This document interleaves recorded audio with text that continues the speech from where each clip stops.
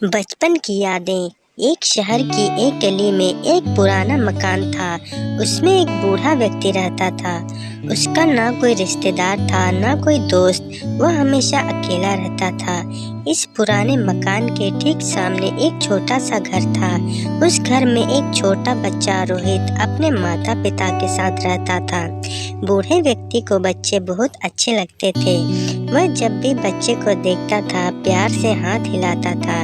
छोटा बच्चा भी अपनी खिड़की में खड़े होकर जवाब में उसकी ओर देखकर हाथ हिलाता था।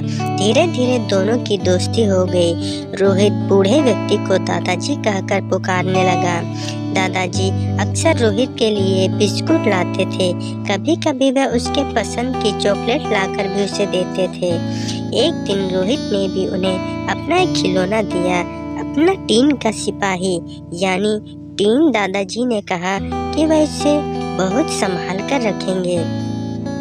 कुछ दिनों के बाद रोहित ने देखा कि दादाजी कहीं भी दिखाई नहीं दे रहे हैं।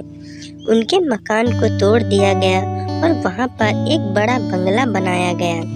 रोहित के पिता ने उस बंगले को खरीद लिया। रोहित और उसके माता पिता बंगले में रहने लगे। धीरे धीरे रोहित बड़ा होने लगा और बचपन के उन दादाजी को भूलने लगा। जब वह बड़ा हुआ और उसकी शादी हो गई तब उसकी पत्नी भी वहीं रहने आई। एक दिन वह अपनी पत्नी के साथ बंगले के बगीचे में हाथ से एक गड्ढा खोद रहा था। वहाँ वह एक बीज बोना चाहता था। तभी उसकी उंगली में कुछ चुभा।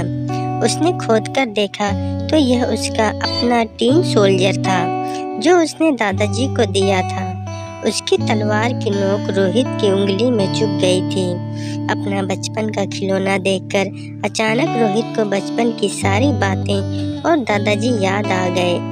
उसने याद आया कि दादाजी ने कहा था यह खिलौना मैं बहुत संभाल कर रखूंगा। रोहित ने अपनी पत्नी को बचपन की वह सारी बातें सुनाई। सुनाते सुनाते उसकी आंखें भर आई। वह टीन सोल्जर रोहित ने अपने घर में सजा दिया। उसका वह पुराना खिलौना हमेशा उसे बचपन की मीठी यादों में ले जाता था। साथ ही उसे दादाजी भी याद आते थे।